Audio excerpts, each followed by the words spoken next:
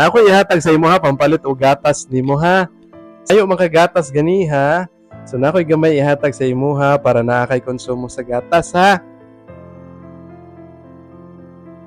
Mayong hapon, Luzon, Visayas, Mindanao, Tibuok Pilipinas, sa Tibuok Kalibutan. Aniya na usab kita karon sa ato ang programa diri sa Anton Cares. Kini si Kuya Ton o gubani ko ninyo karong hapon sa isa ka istorya nga maghatag na pud og pagtulunan kanatong tanan. Ug aniata karon diri sa Kabatbatan, San Fernando, Cebu, ug atong duaon ang isa ka bata sa iyahang kahimtang karon og inubanan sa iyahang ginikanan.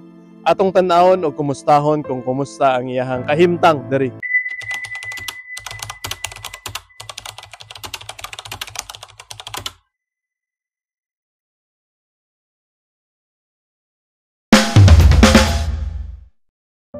Ito maing hapon, ako dahil si Anton. Maronte is ang ipaabot sa atong mga viewers at sa kahimtang ni Christopher. Nag-eskwela si Christopher karon. Module. Modular. Unsa na may grade ni Christopher? Special education. Special education. Niya, makabalo-balo na ni siya basa-basa. Kani ang uban, nung pa i-review gid balik-balik. Numbers. Okay. Makasulti ba si Christopher sa iyang pangalan? Sulti na siyang pangalan. Chris. Na hello sa atong mga kumusta? Gusto. Okay, kumusta? So, ang edad ni Christopher 14? Oo. 14. Kano sa man nagsugod nga ingani na yang kahimtang Mama Chris? Doon. 2016. 2016. Pero gipanganak nimo ni si Christopher nga normal. Normal. Unsa kay mga hinungdan tudlo nga naingani iyang sitwasyon karon? Sukad man gud nga gi-admit na ingon ani man gud ni siya. Pagpaingon sa ospital nakalakaw, pag uli dili nakalakaw. Doon dati.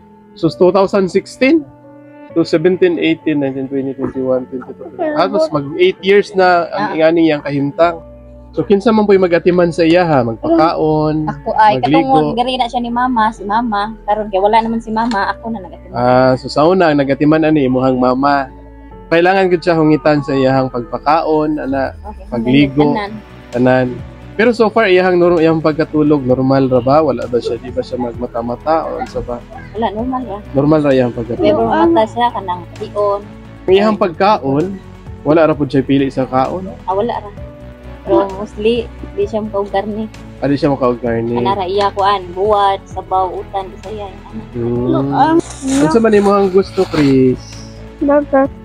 Gatas imong gusto. Ang ato ninyo. Oh. Unsa iyang gingon te? Gatas ko na palit ato ilahin niya. Doon. Lahin niyo tindahan diri. Mao yun ni iyang ginapangandoy gatas. Doon. Virgin.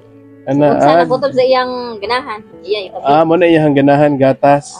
Doon. Okay. Nagidoon daghan na. Unya, gusto ka maayo, Chris? Gusto ka maayo? Sa imong kahimtang karon? So fighter gyud kay ka, Chris, no? Kay bisan sa imong sitwasyon karon, nagpadayon gihapon ka. Ayaw lang gyud kawala og paglaom ha.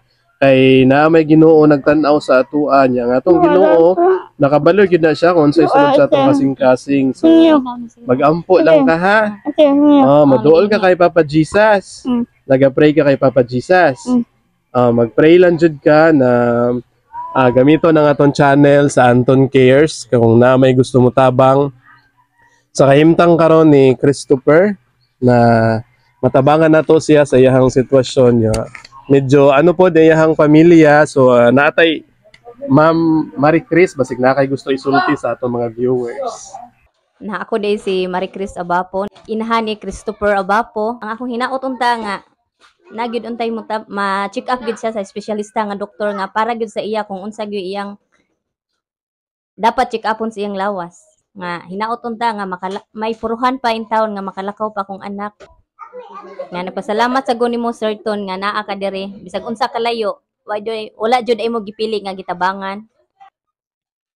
Salamat Sir Ton. So Chris, before mi maglakaw karon, na ako ihatag sa imo ha pampalit og gatas nimo ha.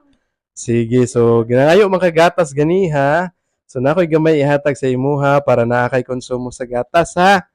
Okay, so and of course sa mga viewers sa Anton Cares, isa ko sa mga nangayo og tabang para kay Christopher nga unta katong naay mga kaila na atong mapaabot sa kanang eksakto nga ahensya sa gobyerno baka ha or sana ay mga private organizations na willing mapa-check up si Christopher sa iyahang kahimtang karon kay medyo lisod pod ang panginabuhian sa iyahang ginikanan. So ginatabangan lang siya atiman karon sa pamilya pod ni Ate Marie Chris. So sa mga tao nga nagtabang sa iyaha, daghang kaayon salamat. Ug kami nanukto kauban sa inahan ni Christopher nga unta sana ay mga malumog kasing-kasing dira atong tabangan si Christopher nga mapabalik ang iyahang dating nga kahimsog sa iyahang panglawas ug ma-experience niya ang mga na-experience sa mga normal nga bata. Once again, daghang salamat sa pag-uban kanamo and of course sa pamilya ni Christopher sa tanang mga tawo nga unta dili lang ta mawadan og paglaom pagsalig sa atong Ginoo kay tanang problema adunay kasulbaran. So once again, this is Kuya Ton para sa Anton Cares. So,